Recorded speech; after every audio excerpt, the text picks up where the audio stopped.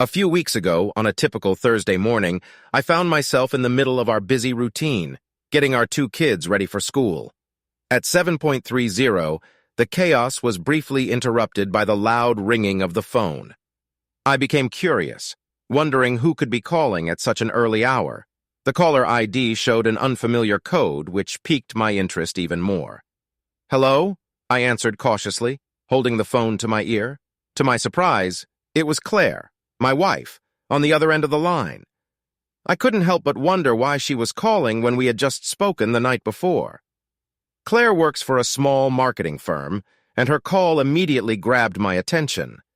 I take care of our children and work from home while she's always on the move, working at a printing company in the center of our town.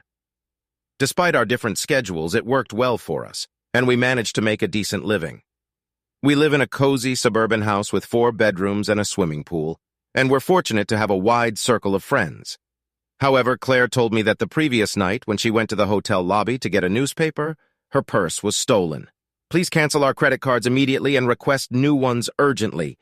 I've already informed Joy, my boss, about this, and she'll arrange for new American Express Company cards to be sent to me overnight so I can have them before I leave tomorrow. She's also going to transfer some money to help me through this," my wife said, sounding worried. "You're usually very cautious with your belongings. Can you clarify what occurred?" Regrettably, I was a bit absent-minded and left my purse at the cashier's counter while I went to grab some more reading material. When I returned, it was nowhere to be found. The cashier mentioned she was occupied with another customer and didn't notice anything unusual.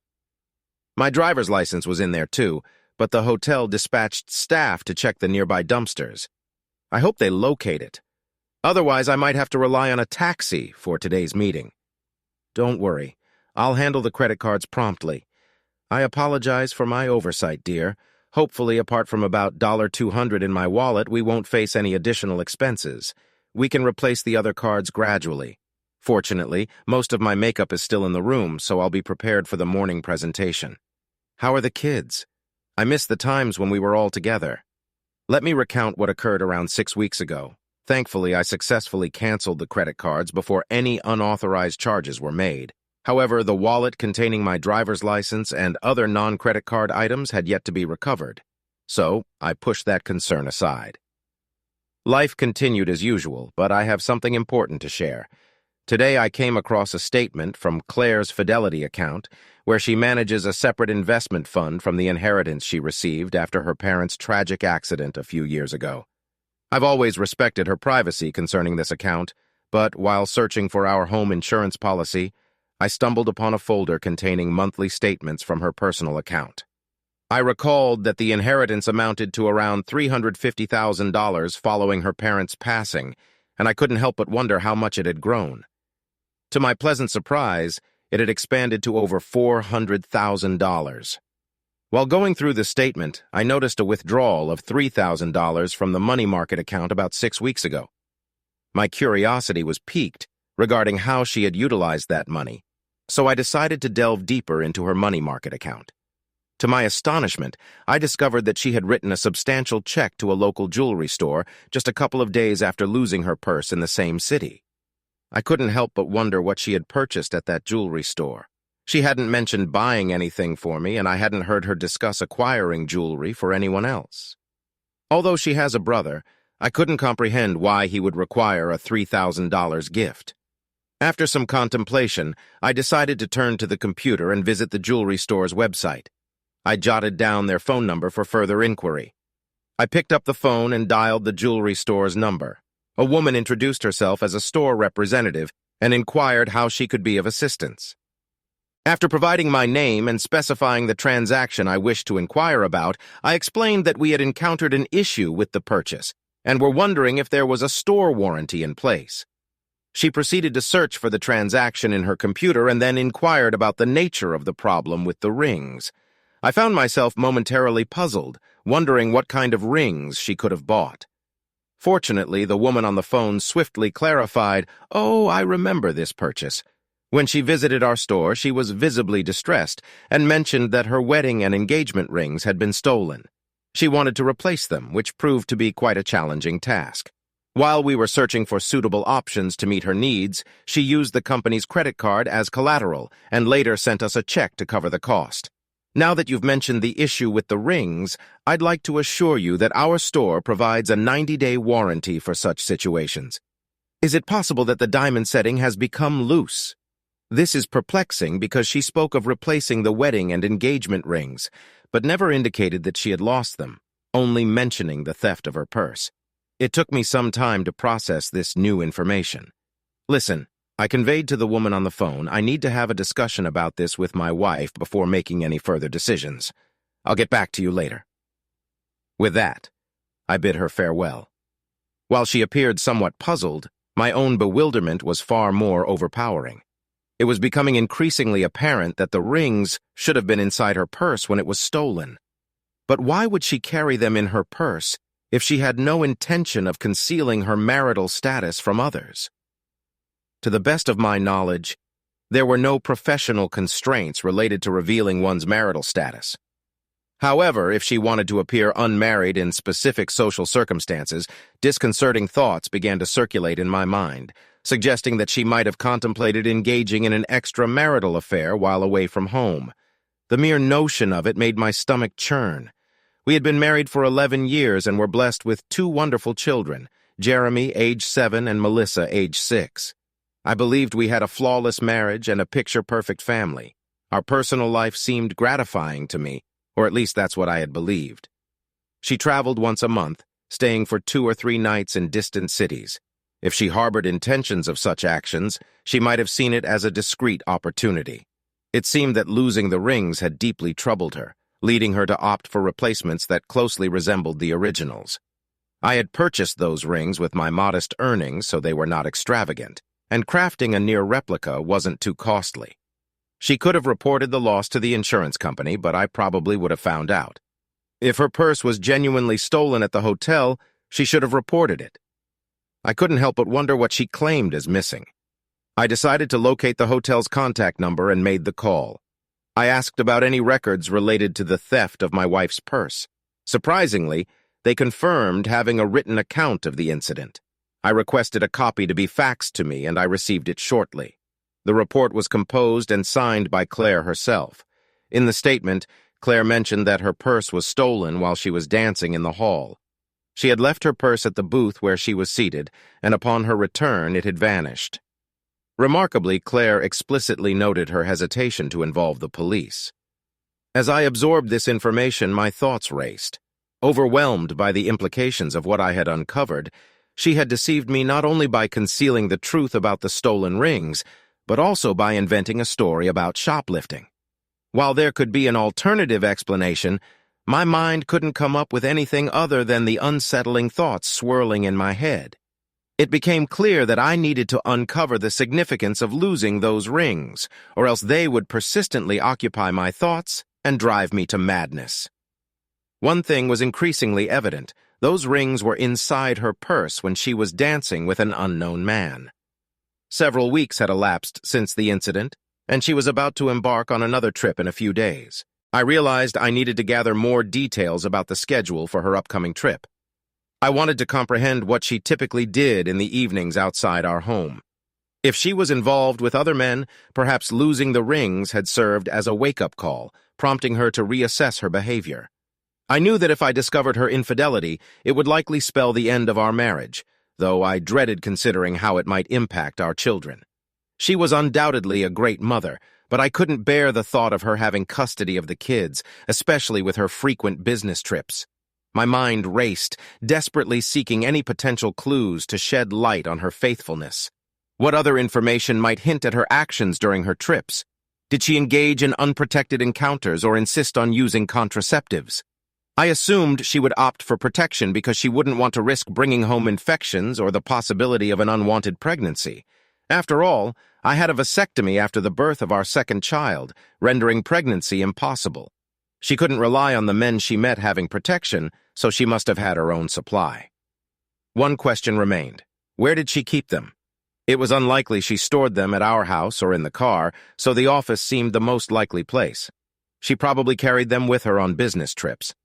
I knew she transported her work papers, laptop, and presentation materials in a large briefcase she kept in her office.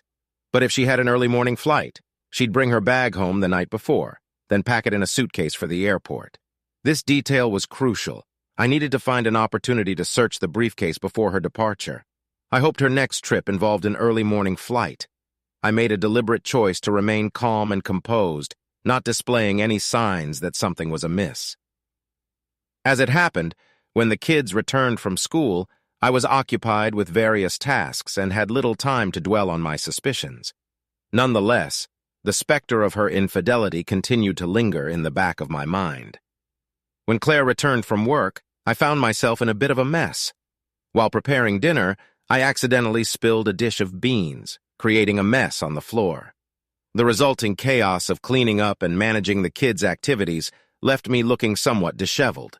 Fortunately, she didn't seem to notice any unusual behavior from me at that moment.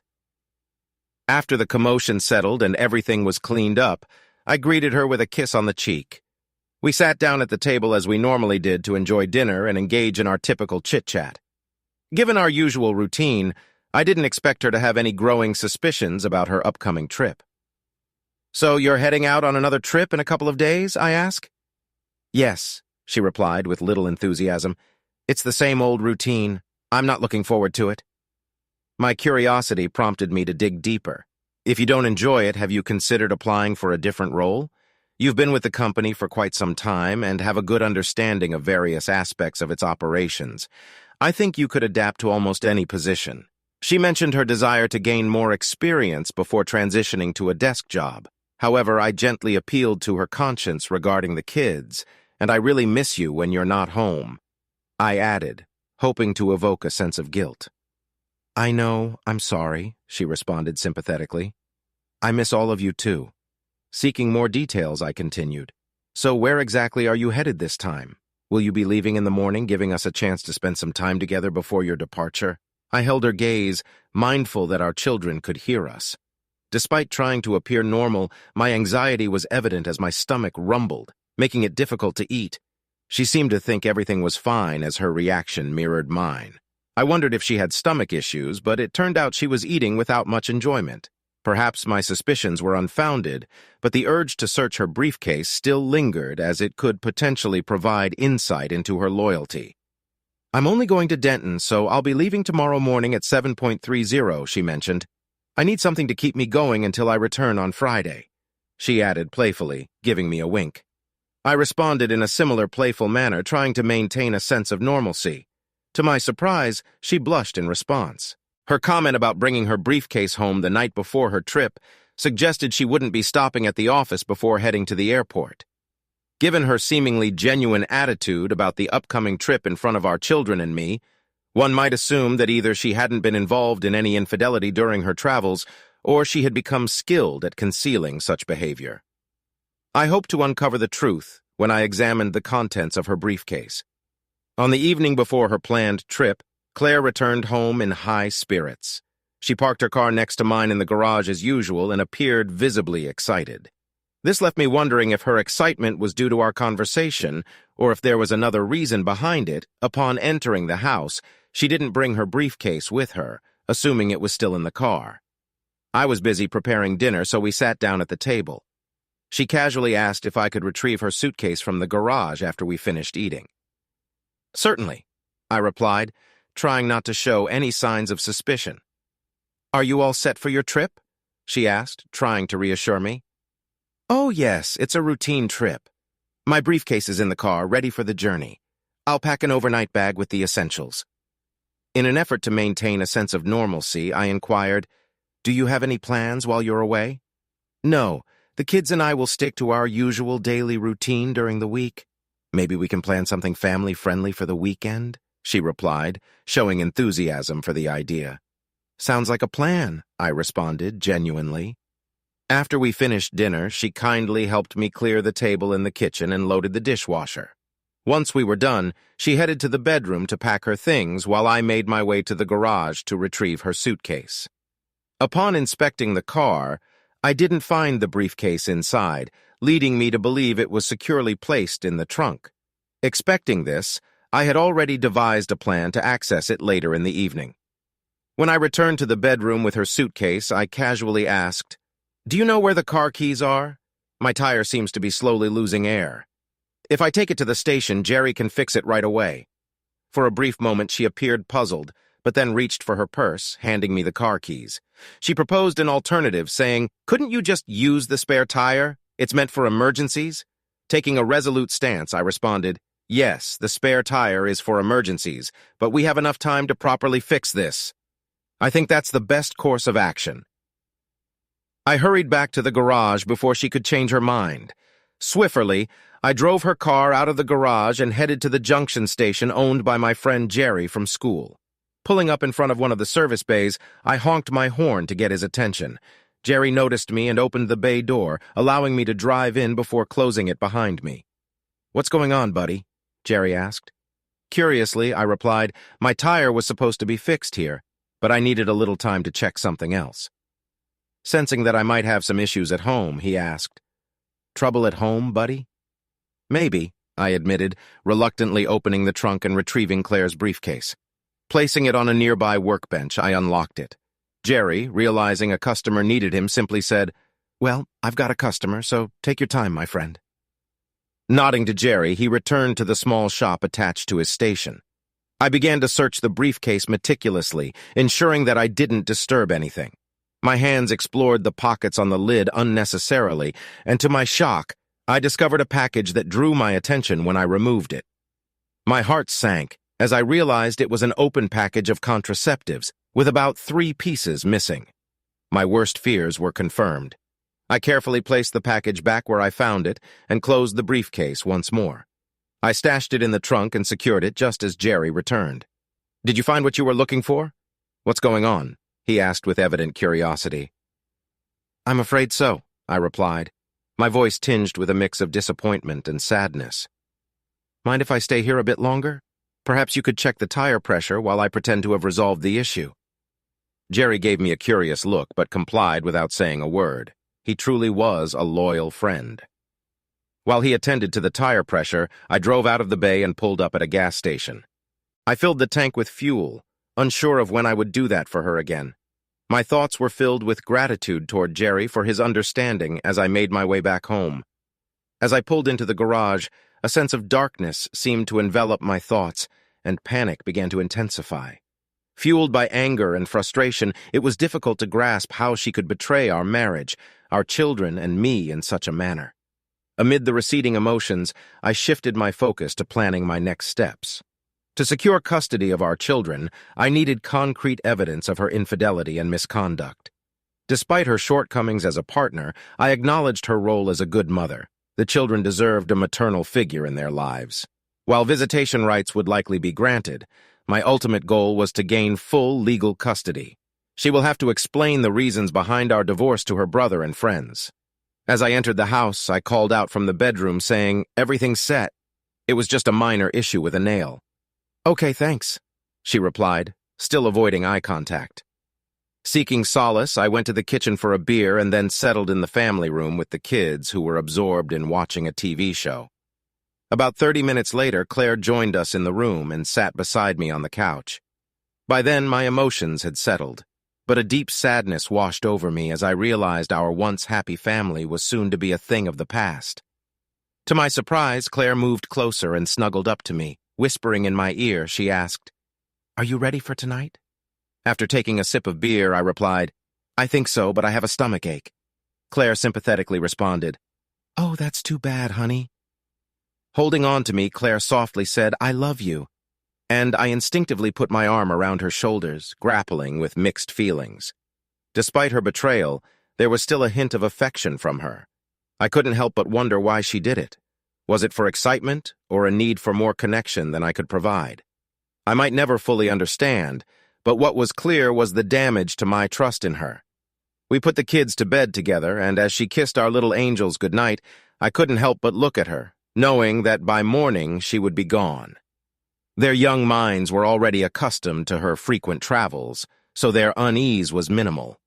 That night we made love, but it lacked the usual passion. Sensing my distress, Claire asked anxiously, Is your stomach still bothering you, dear? I nodded and replied, yes, but I can handle it. Desperately hoping she would choose our love and marriage over the upcoming trip, I asked, do you really need to go on this trip? Deep down, I wished it were all just a nightmare that would vanish. She sighed and replied apologetically, I'm sorry, honey, but this trip is necessary. I'll do my best to wrap things up and return home as soon as I can. I'm really looking forward to the weekend with all of you, with a heavy heart. I sighed and said, okay, honey, it's time to get some sleep. You have to get up early for your flight. I'll take a quick shower now so I won't have to worry about it in the morning. Okay, I replied while she stepped into the shower. An impulse led me to inspect her suitcase to see what she had packed. Though the clothes on top seemed businesslike, I was surprised to find, upon closer examination, a selection of her most seductive lingerie and a small black cocktail dress in which she always looked irresistible. Respecting her personal space, I carefully returned everything to its place, closed the suitcase, and went back to bed. I couldn't sleep that night, and when I heard Claire stirring around 5 in the morning, I remained in bed, choosing not to bid her farewell. As was our custom, I felt a mix of weariness and sadness. Bending down to give me a kiss on the cheek before leaving, she inquired, still not feeling well, honey? I simply nodded, struggling to express the turmoil within me. With the sound of the garage door closing, I finally got out of bed and made my way to the shower. I knew the day ahead would be filled with challenges. After seeing the kids off to school and having breakfast, I turned to the phone book to search for a private detective services in the yellow pages. My main criteria were to locate an agency with a nationwide presence, preferably in the city Claire was heading to. I reached out to several agencies and eventually found one with a branch in her destination area. I set up a meeting with them for the same morning, hoping they could provide the necessary information. Next on my agenda was finding a divorce attorney. A friend had recommended a specific lawyer, so I found his contact details and gave him a call. I arranged an appointment for the afternoon, hoping this lawyer could guide me through the challenging process we were about to face. When I arrived at the private investigator's office, I discussed my concerns and arranged for Claire to be surveilled on the evening she was away. I provided them with a photo of Claire and details of her travel route to aid in their identification. They assured me they would gather photos and compile a report on her activities as soon as her business day concluded. To ensure seamless communication, they agreed to send information via email to their Denton office and promised to provide a comprehensive report by Monday morning. Satisfied with their commitment, I made a substantial upfront payment. As a prepayment for their services, they informed me they might not be able to capture photographs, but they would strive to provide as many incriminating photos as possible. I agreed that it would suffice. My afternoon meeting with the lawyer proceeded as anticipated. He explained that in our state, divorce follows a no-fault principle, meaning there's no need to assign blame. However, given that I am the primary caregiver for our children, it's likely I will be granted custody. It was crucial for me to understand that Claire would receive substantial visitation rights for our children. Furthermore, our property would be divided equally, with both sides getting an even split of 50%. Alimony wouldn't be necessary due to our similar incomes, but since I would have custody of the children, Claire would be obligated to pay alimony. As for the inheritance she obtained, it held no significance to me, and she needed to retain it for herself. My top priority was the well-being of our children. I instructed the lawyer to prepare the necessary documents to be delivered to Claire on Monday. Citing irreconcilable differences, I also asked her to agree to vacate our house immediately upon our divorce. The lawyer confirmed that, as the children's guardian, I had the authority to make this request. It was decided that once the children reached 18, we would sell the house, and the proceeds would be divided between us. Leaving the lawyer's office, I felt a sense of contentment, realizing that life would move forward for me and the children, while Claire would have to face the consequences of her betrayal. At that moment, I didn't take immediate action concerning our finances, insurance, or other legal matters. I assumed I'd have sufficient time to address these issues after serving her with divorce papers. Given her inheritance, I believed she wouldn't have to be concerned about her share of our joint savings. When it was time for school to conclude, I headed home to catch the bus. On Friday afternoon, when Claire returned, I kindly offered to take care of her laundry, but she politely declined, insisting she would handle it later. I couldn't help but grin, recognizing how playfully mischievous I had been. Deep down, I fully comprehended why she preferred to manage the laundry herself. It was crucial for her to keep her extramarital affairs concealed at all costs. Later, as we lay in bed, Claire expressed worry about my ongoing stomach issues and suggested I see a doctor. "This has been persisting for too long," she emphasized. I playfully responded to Claire, letting her know that I intended to try a new medication recommended by a friend to address my persistent stomach problems. I expressed optimism that this would resolve the issue and bring her back to me soon. When we embraced, she whispered that she missed me greatly.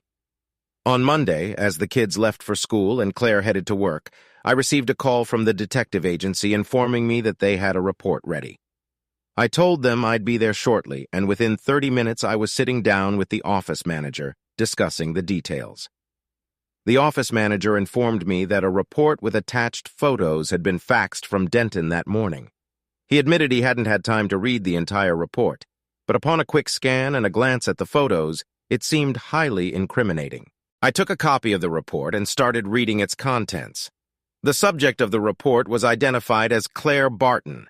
According to the report records, the surveillance of the woman began at 5:17 p.m. on Wednesday, June 16th, in the lobby of the Denton Marriott Hotel. Her identity was confirmed by comparing a photo obtained from the Merrickville office. Upon closer examination of the report, it turned out that she was wearing a company badge, further confirming her identity. Moreover, the report detailed the movements of the subject and noted she was carrying a briefcase. When she entered the elevator, a staff member accompanied her and verified her arrival at room 414 at 5:23 p.m. It's important to note that the report emphasized that the subject was alone at that time.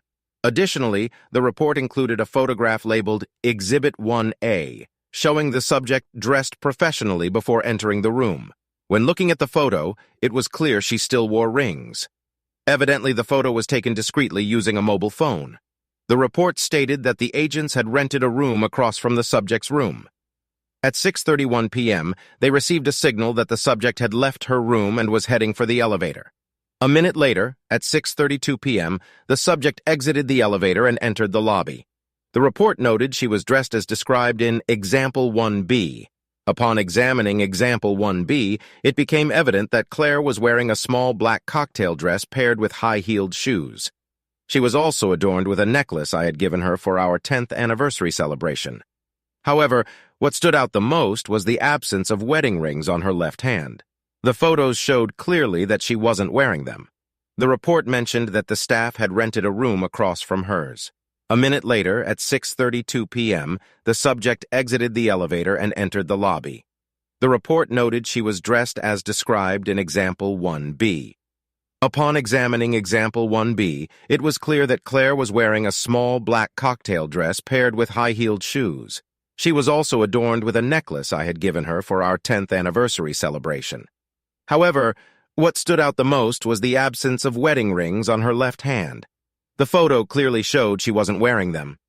The photo, identified as Exhibit 1D, displays Claire and a man in a tight embrace, engaged in a passionate kiss while seated in a booth.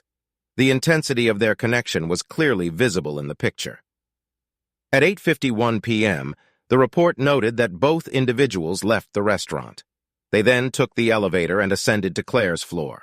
Another photo, labeled Exhibit 1E, captures the moment when Claire and the man entered her room, specifically room 414. In this image, Claire appears slightly intoxicated but undeniably pleased with the evening's events. At 11:13 p.m., the man exited Claire's room and left the building. The report included the license plate number of a car registered to Alexander B. Tate, residing at 1424 Azalea Drive in Denton. Notably, Alexander B. Tate was married and had 2 young children. As I delved further into the report's details, it became evident that Claire repeated her actions the following night with another man. The report bore the signature of an investigator from Denton. This revelation filled me with deep anxiety and resentment. It became clear that my wife was leading a promiscuous life while she was away from home. I couldn't come to terms with her actions. It was a betrayal that exceeded my worst expectations. Even the fact that Claire had lost her wedding rings didn't stop her from being careless. After settling the bill with the private detective, I thanked them and left.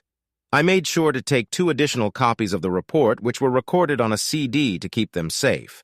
Once I got back home, I wasted no time and immediately called my divorce attorney. I asked about the status of the divorce papers, and the attorney confirmed they were ready for filing. Without hesitation, I instructed them to initiate the filing process and specifically requested that the papers be served to her publicly at her workplace the following day. The attorney assured me that this could be done smoothly and asked for her workplace address, which I promptly provided. My intentions were clear. I aimed to humiliate her during the legal proceedings. Handing her the divorce papers at her workplace not only satisfied my desire for revenge, but also served as a form of justice for her actions. That night, there was no love between us. Claire seemed to sense that something was wrong, perhaps suspecting that I had discovered something unsettling. Though she didn't directly voice her concerns, she expressed hope for my quick recovery. Interestingly, she also appeared somewhat reserved, but I chose not to comment on it and simply ignored it. The next morning, I woke up early after a night of little sleep. I immersed myself in work on the computer until I heard the children waking up, and then I went to the kitchen to prepare breakfast. After the meal, I said goodbye to Claire. When she left for work, she approached me for a hug and a kiss, but I responded with a half-playful embrace, encouraging her to leave quickly. At that moment, I sensed she might have had an inkling of what awaited her. As I closed the door behind her, tears welled up in her eyes and she whispered, "I love you." After her departure, profound sadness washed over me and I felt an urge to release my tears. Yet I quickly composed myself as the children required my attention and I needed to prepare them for the school bus. Around 10:45 a.m., the phone rang, disrupting our morning routine, displaying Claire's workplace on the caller ID. I answered the call without uttering a word, and there was a brief pause as the caller realized I wasn't inclined to engage in conversation. In a trembling voice and a whisper, Claire said, "I'm sorry." Shortly after, the line fell silent, and I remained silent as well. Claire didn't return home that night, and I wondered if she continued her deceitful game, seemingly indifferent to her husband. While I recognized my anger was justified, I also considered that I might have been overly harsh on her. The children, disheartened by their mother's absence, wondered where she was. To uplift their spirits, I invited them to have dinner at a McDonald's cafe. By the time we returned home after dinner, the kids were exhausted and went straight to bed. The next morning, Claire called with a request. "Honey, can I come home and pack my things? Can we talk?" Initially, a sense of guilt welled up within me, but it quickly dissipated. I replied calmly, "Why don't you come between 9 and noon?" As I continued, "Then the kids and I won't be here." Regarding our conversation, I made it clear that I'd speak with her one-on-one in my lawyer's office only after she signed, notarized, and returned the divorce documents. "Then I'll listen to whatever you have to say." There was a sob on the line before Claire answered, "Good." Shortly after the phone fell silent again, she signed the divorce papers, and 6 months later, our marriage officially came to an end. It turned out that she became pregnant during the affair. Unfortunately, when she attempted to conceal it from her last lover, contraception failed, considering it was near the childbearing age. Even if I hadn't found out about her infidelity through the lost rings, the truth would probably have come out eventually. There were rumors that she had started dating again. If she ever gets close to getting married again, I've thought about honestly warning her future spouse about her unfaithfulness. It seems unnecessary for her to deceive and hurt another person. We had a meeting, and during our conversation in my lawyer's office, I shared my thoughts with her. She pleaded with me to reconsider the divorce decision. She talked about how difficult it was for her not to have unrestricted access to our children. However, I explained that I couldn't trust her anymore. Then she mentioned that she had seen a psychologist who diagnosed her with nymphomania. She assured me that her impulses were now under control. Despite her explanations, I told her that it wasn't enough for me. Even if she claimed to have her urges in check, the fact that she hadn't sought help earlier indicated a lack of proactive effort on her part. If she had addressed her cravings from the beginning, she might not have found herself in the current situation. When I left the lawyer's office, she continued to cry. Having recently reconnected with a school friend who keeps me updated, I learned that he works at a nightclub. He mentioned seeing my ex-wife at the club where he works on several weekend nights. She frequents the club with different men and behaves provocatively. I was deeply hurt that my children have such an irresponsible mother. Perhaps my ex-wife never recovered from nymphomania. A friend of Claire's also called me and informed me that Claire was in poor health. She said my ex-wife needed my assistance because she had contracted herpes. Meanwhile, she continued her promiscuous lifestyle. I sympathized with her but conveyed that I couldn't offer any help, nor did I want to. Claire chose this lifestyle and its associated health issues. I began dating again, and it seems I've found someone special. This woman around my age and divorced herself discovered her ex-husband's infidelity and didn't tolerate such behavior. She possesses strength and resilience, qualities I genuinely admire. It seems that my children also like her. I believe this is a natural progression, and it's only a matter of time before I consider taking our relationship to a new level.